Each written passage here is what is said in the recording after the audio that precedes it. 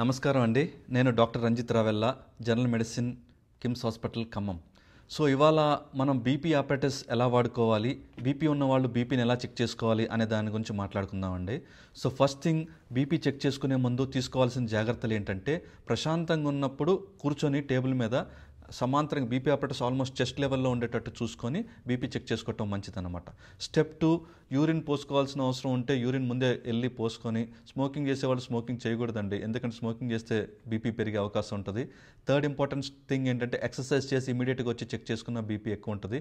Flight of steps ఎక్కి వచ్చినా కానీ బీపీ పెరిగే ఛాన్స్ ఉంటుంది. సో ప్రశాంతంగా ఉన్నప్పుడే బీపీ చెక్ చేసుకోవాలి. సో ఇవాళ ముఖ్యంగా మనం వీడియోలో డిస్కస్ చేసుకునేది బీపీ ఆపరేటర్స్ని ఎలా వాడుకోవాలి అనే దాని గురించి మనం మాట్లాడుకుందాం. ఫస్ట్, మీరు ఇంటర్నెట్లో ఆర్డర్ చేసుకోవచ్చు. ఓమ్రాన్ కంపెనీ కొంచెం బెటర్ బీపీ ఆపరేటర్స్ ఉంటాయి. ఈ బీపీ ఆపరేటర్స్ని ఎలా వాడుకోవాలనే దాని గురించి మనం డిస్కస్ చేసుకుందాం. సో ఫస్ట్ థింగ్, మనకి బాక్స్ నుంచి తీసిన తర్వాత బ్యాటరీస్ బ్యాక్ సైడ్ ఉంటాయి కదండి, బ్యాటరీస్ వేసుకున్న తర్వాత 2 పీసెస్ ఉంటాయండి. ఇది కఫ్, ఇది బీపీ ఆపరేటర్స్ అనమాట. ఈ మెషిన్కి ఇక్కడ చిన్న హోల్ ఉంటుంది, దానికి ఈ కఫ్ని కనెక్ట్ చేసేయటం అండి. కనెక్ట్ చేసిన తర్వాత ఈ కఫ్ని, ఈ వైర్ ఏదైతే ఉందో ఇది మనకి టువర్డ్స్ ఆపోజిట్ సైడ్ ఉండాలండి. ఇక్కడ యారో మార్క్ ఉంటుంది.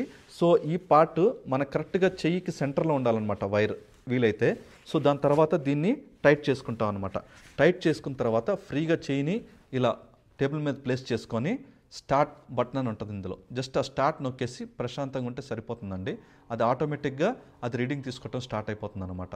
దీనివల్ల ఏంటంటే, మనం బీపీ రీడింగ్స్ ఎలా ఉన్నాయని డాక్టర్ దగ్గరికి వెళ్ళినప్పుడు మనం ఎక్స్ప్లెయిన్ చేసుకోవడానికి ఈజీగా ఉంటుంది. మీరు నెంబర్ ఆఫ్ రీడింగ్స్ నోట్ చేసుకుంటే ఆ రీడింగ్స్లో ఏ డిఫరెన్సెస్ వస్తున్నాయని కూడా మనకు క్లియర్గా తెలుస్తుంది. కొంతమంది అడుగుతారు, బీపీ టాబ్లెట్ వేసుకున్న తర్వాత చేసుకోవాలండి, వేసుకోకముందే చేసుకోవాలండి. యూజువల్గా ప్రశాంతంగా పొద్దున్న లేచిన తర్వాత చేసుకోవటం మంచిది. అండ్ సెకండ్ రీడింగ్ ఈవినింగ్లో చేసుకుంటే బెటర్ అండి. సో ఇప్పుడు నా బీపీ మెజర్మెంట్ అయిపోయింది. 120/80 చూపిస్తుంది. సో ఇందులో top most part systolic blood pressure అంటామండి.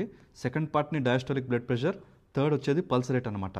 సిస్టోలిక్ బ్లడ్ ప్రెషర్ యూజువల్గా 100 to 130 మధ్యలో ఉంటే నార్మల్.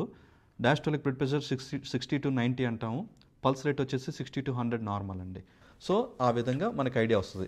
ఇదంతా మీరు ఒక డైరీలో నోట్ చేసుకొని డాక్టర్కి చూపిస్తే బీపీ మేనేజ్మెంట్ కొంచెం ఈజీగా ఉంటుందన్నమాట. సో ఈ విధంగా మనం బీపీ ఆపరేటర్స్ని వాడుకోవచ్చు అండి. మళ్ళీ తర్వాత స్టాప్ బటన్ నొక్కేసుకుంటే ఆగిపోతుంది. So this is how BP ఆపరేటర్స్ని వాడుకోవటం సులువుగా ఈ వీడియో ద్వారా మనం డిస్కస్ చేసుకున్నాం. నమస్కారం.